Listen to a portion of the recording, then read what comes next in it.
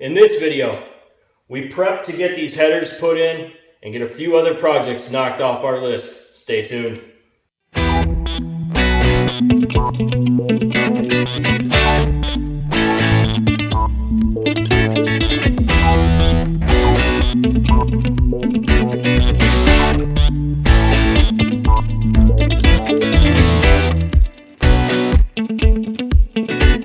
Welcome back and/or to the channel. Today we're going to start prepping to get our header put in. We're going to start knocking things off of our project list. We have a huge list. I'm going to try to get as much done as I can. Today is kind of a big day of just getting these projects done. There's too much that needs to be done. I'd like to get this truck on the ground. But what we're going to do first here is we're going to soak our manifold bolts in penetrating fluid. I'm using WD. That's what I have in my garage. I've always used it. It's worked really good for me. So I'm going to use this to soak down the bolts before I warm it up. Once I've warmed it up, I'm going to be taking a hammer and I'm going to be tapping on the exhaust manifold. Now, as you see it hiding right back here, there are bolts up across the top and some across the bottom. So I'm going to be tapping on everything lightly with a ball peen hammer. And it doesn't need to be a big hammer. You don't want to break this manifold. You don't want to be in there just crushing everything with a hammer. You just want a little bit of pressure just to help break any crust loose. Get stuff moving again before you start putting wrenches on it. Because if you don't do this process, you're going to have bigger problems. So what we're going to do, I have a ground that has to be hooked up that I did from the frame coating, which is right here. So I have to prep this ground and I have to soak those bolts. But what I'm going to do is soak the bolts first. So let me set you up. You should be able to see easier on the other side than this side, because this side has a lot of stuff in the way. Like I said, all I'm doing is just soaking. And some of these bolts are hidden by a heat shield, so you're not going to be able to soak them. But your goal here is just to get a little bit on them, just so that they're easier to remove.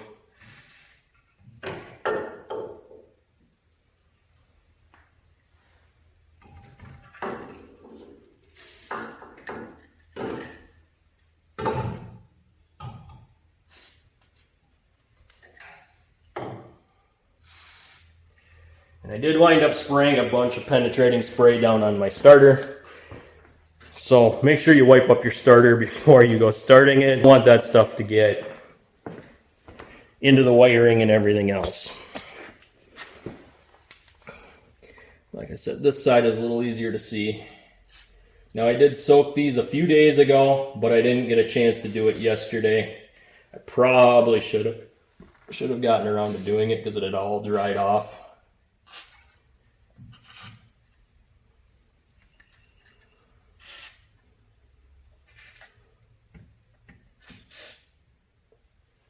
And one side will be easier to remove than the other. Obviously, this is the easy side.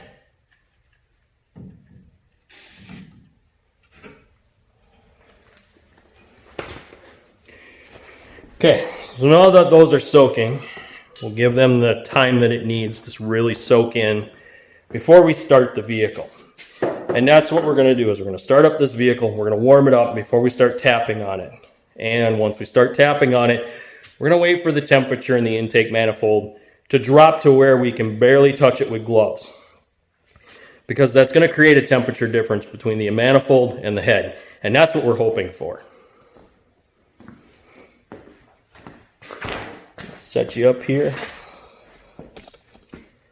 What we're going to do is remove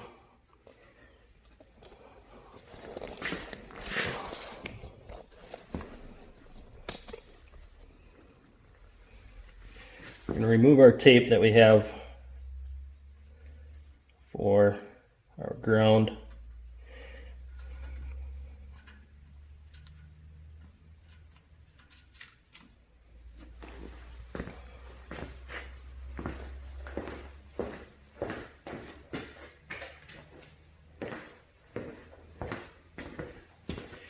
Now I did a different ground video. If I get a chance, I will link that in the description down below. But that ground video, what I did was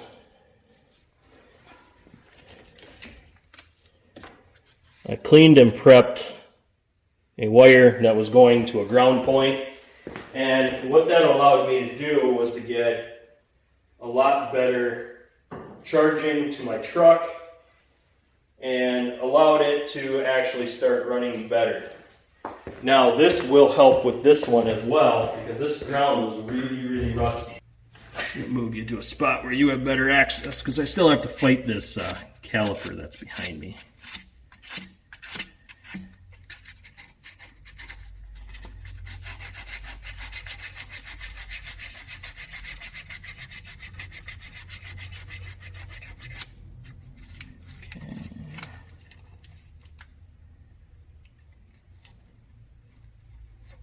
We're going to be working on a way to clean that up a little bit better than what I got it. What I'm doing is I'm checking to see where I have to grind to clean that up. Okay, one tool that I used very extensively in that video was this grinder.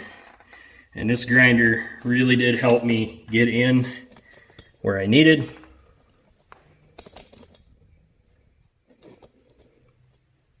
And help me get that cleaned up.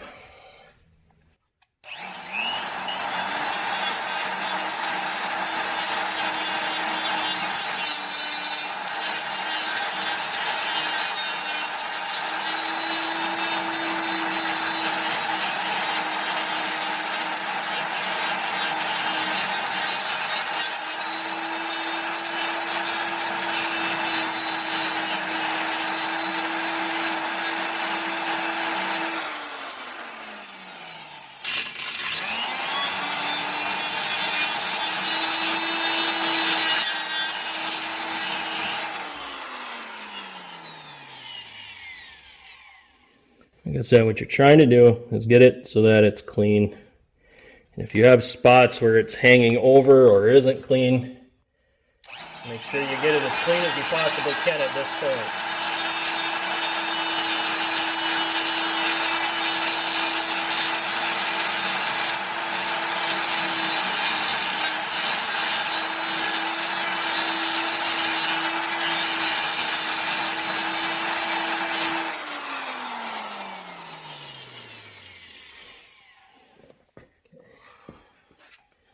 And it doesn't hurt to just set it up and double check it.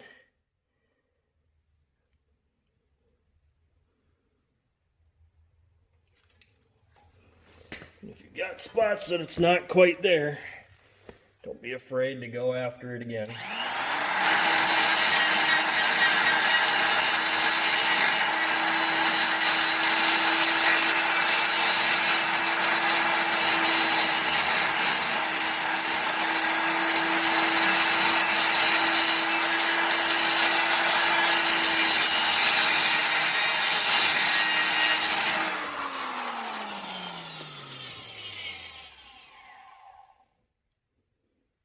Okay, so we are the full circumference of the bolt, kind of where it needs to be. What we got to do is get that wire cleaned up. Now, this wire is a little problematic because there are nubs on it that I don't want to shave off.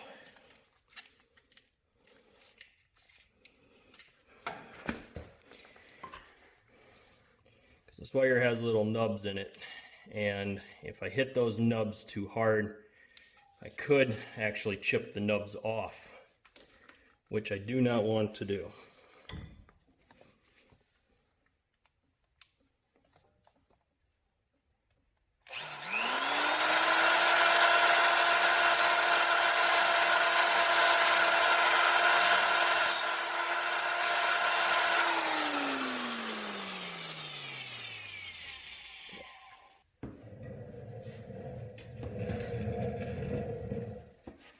The reason I gotta go with the grinder is there's too much crust on it. I can't get a good clean on it.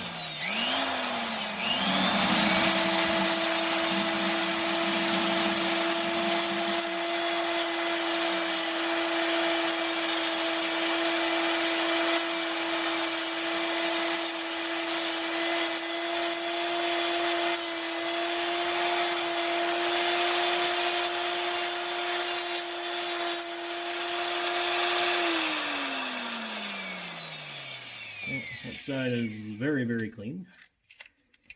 Flip the wire over. And this is where you got to be careful.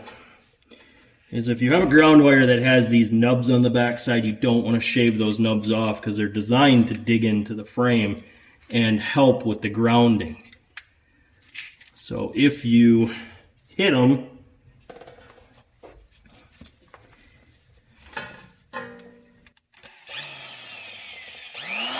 then you're going to shave them off.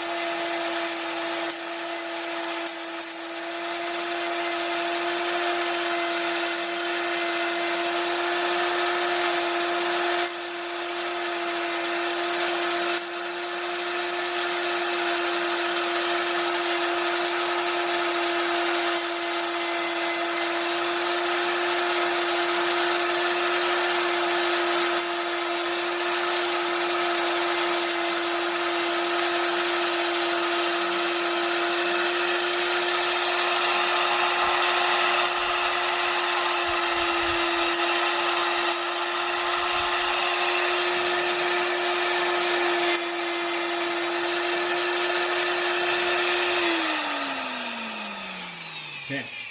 That's about as good as I can get it without shaving those nubs off. I did accidentally tap it with this grinder, so that wasn't very good. But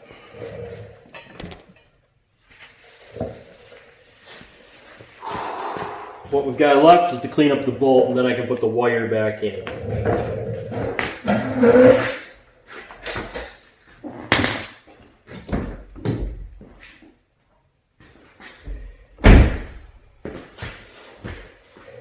And what I did, so that I knew which bolt it was, I put a little piece of tape on it.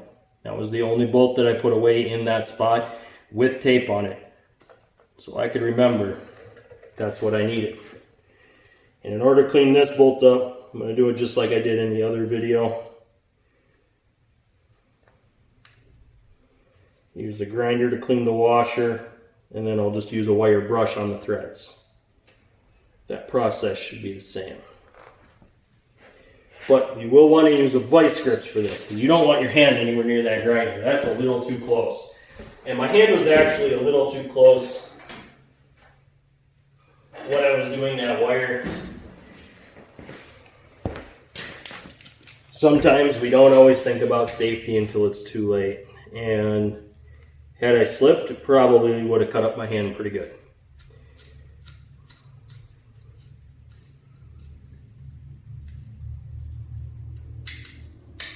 So, simple vice grips, just like in the other video. This one's just, the only thing is with this one, we have those little tabs that we have to worry about that we don't hit, because we need those to dig into the frame for the ground.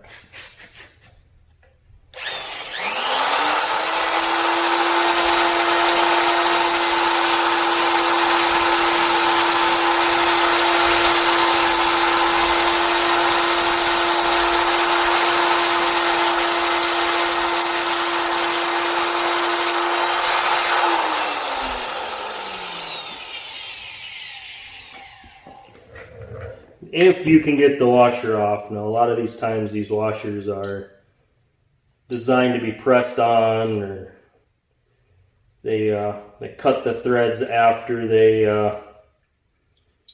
slide the washer on, so your washer doesn't slide off. If your washer doesn't slide off, then you just got to kind of deal with what you got. If it does, then you can clean up the head of the bolt, you can clean up the back side of the washer, but you don't want to wreck your threads doing it. Yeah, I'll wreck my threads.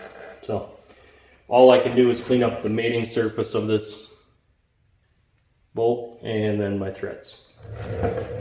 For that, like I said, that's just a simple wire brush.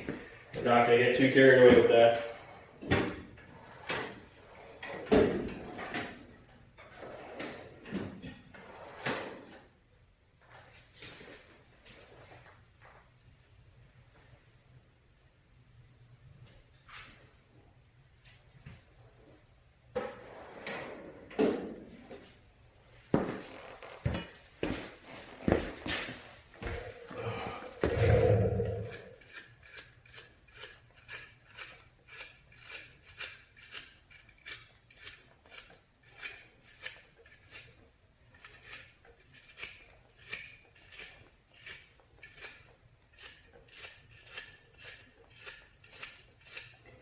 And you're not really looking for perfection in this process, but you want to make sure you get as much off of there as you can.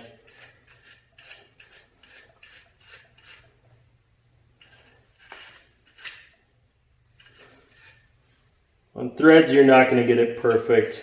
If you want to get it perfect, then you're going to need to break out a tap set, retap your threads. And that's something you can do, but you have to remember, when you retap your threads, you're also removing metal. So if you remove too much metal, then when you go to thread this back up, you're not going to be able to get it really tight. So you have to kind of decide what's more important in this process.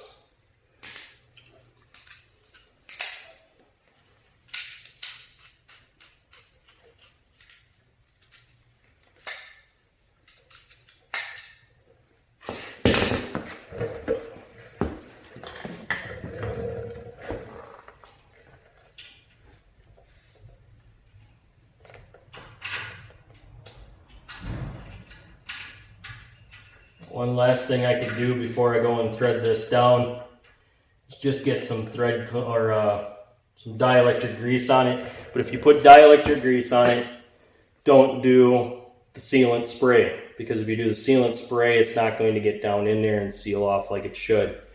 So what I'm doing with this is I'm going to do this a little differently than I did the two-wheel drive tank.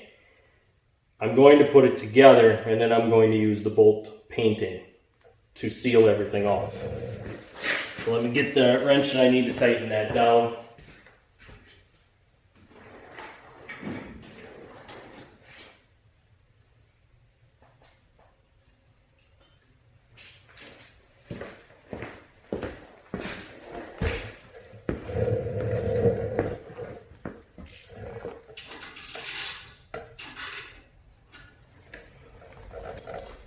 Okay. Now that we're there, all we got to do, and you want to take it slow because you don't want to cross thread or have it strip.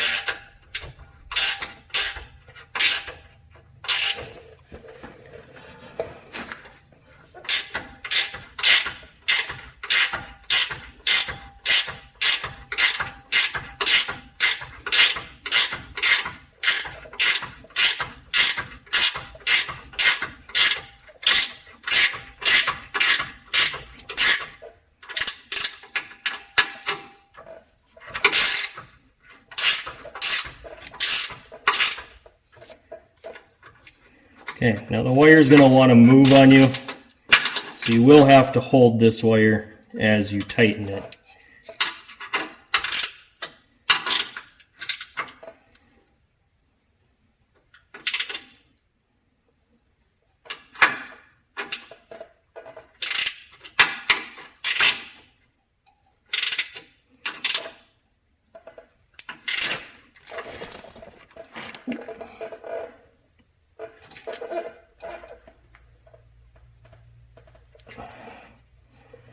All right, nice and solid. So, one of the last things to do is to do a cold start on this. We need to get this engine warmed up so we can start getting that header loose in the next video. So let me start getting that process going. If I haven't issued it yet, I will issue it now. Headphone warning.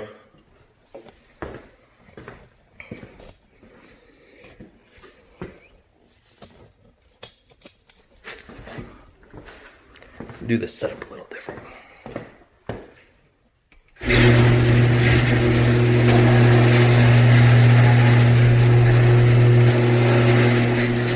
The reason I'm going to do this a little differently is I have to let it run until it fully warms up. So I'm just going to move you back here.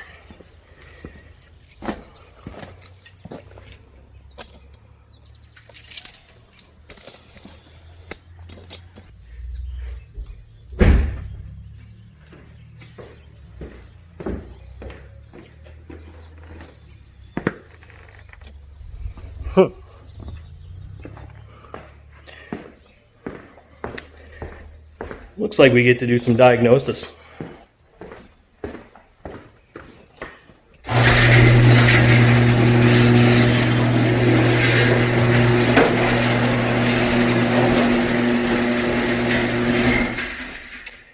we've got no juice anywhere on this vehicle. So I need to figure out if I even have juice in my battery. If I don't, I'm going to have to figure out a way to get it charged up because I do not have a charger here. So you may run into this on your project. What you're going to need to do is check to make sure you're getting battery voltage first.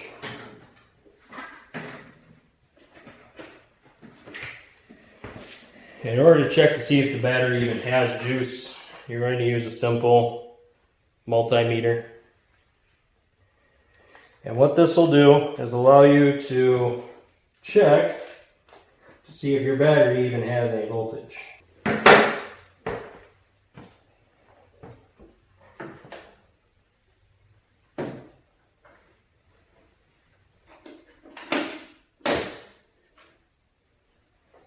What I'm doing is just pulling some fuses here to make sure that I have voltage going in where I need it to. Not that I have anything that's disconnected or not making a full connection. And you can check that also with your multimeter on the sound setting. It's just I have a few of these fuses, and if you see these style fuses, there's not much you can do about them except for pull them out and take a look at them. They're basically a fully sealed style fuse that they don't even have points that you can touch to do a voltage check.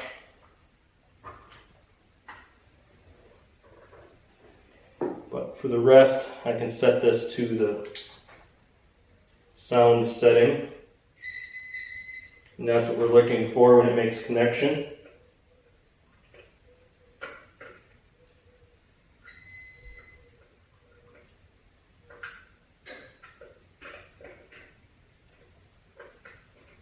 And we got one that's not making any noise. Okay, so when you run through these all like this, you'll be able to figure out pretty quickly if there's one that just isn't making any noise at all. And I have one here that is doing that. And the reason that I wanted to look here versus anywhere else, yes, and a blown fuse. The reason that I look there is oftentimes if you have a ground somewhere, and this is a prime example of a situation where you may have a battery ground that you pull. Some battery grounds don't like being pulled. They are hooked to fuses. And this is one of them. If you have a situation where the vehicle has no juice in it at all, the first place to look usually is a fuse panel. You want to look at fuses that are connected to your battery cables and fuses that are connected to your main fuse panel underneath your hood, because that's usually where you're going to start having problems. Now let me see if I have this fuse. I'm pretty sure I have some laying around somewhere.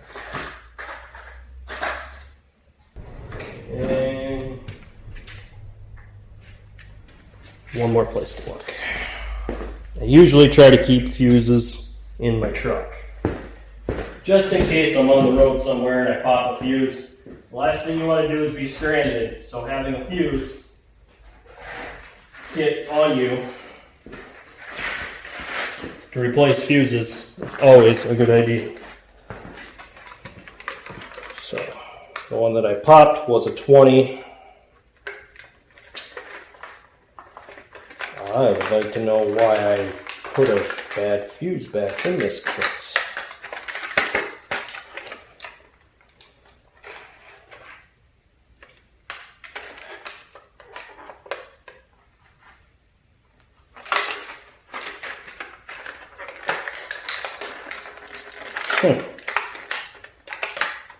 I have yet to open this kit and there's already a bad fuse in it.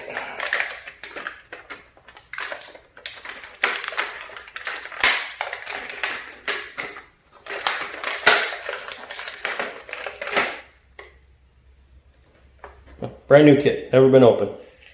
Sorry to get a blown fuse.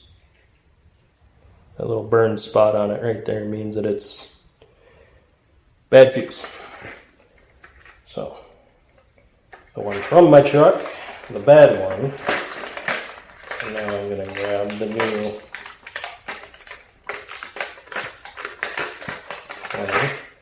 And I don't open these kits all the way when I put them in my vehicle. I don't want them flying all over the place. So I just opened one corner so I can reach into the pocket and grab what I need. Then I can reseal it and put this kit back in the truck. That way, if I have any issues, I can go back to my fuse kit. And make sure you throw your old ones away. Don't leave them laying around where you're accidentally going to grab them. Now, if this works, everything should light up. Everything else underneath the fuse panel has been done. At this point, if I don't have juice, it's probably going to be a dead battery. Yeah. When the fuse blew, it took the battery. So I'm going to have to probably pull this battery, go get it charged, and then I can keep going. But unfortunately, this is all the time I'm going to have for this video. I'm going to get this battery charged up. I'll be back with you on the next video. We're going to go after these manifolds. So I got to get this taken care of first. But I'd like to say thanks for watching. Please hit that like button, smash that subscribe button, and I'll see you on the next one.